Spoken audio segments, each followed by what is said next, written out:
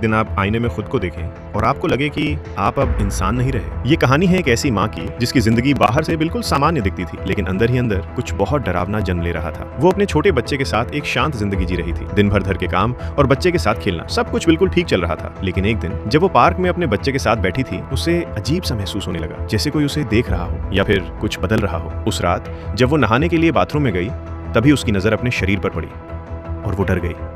उसकी स्किन पर कुछ उग रहा था, जैसे बाल नहीं बल्कि फर।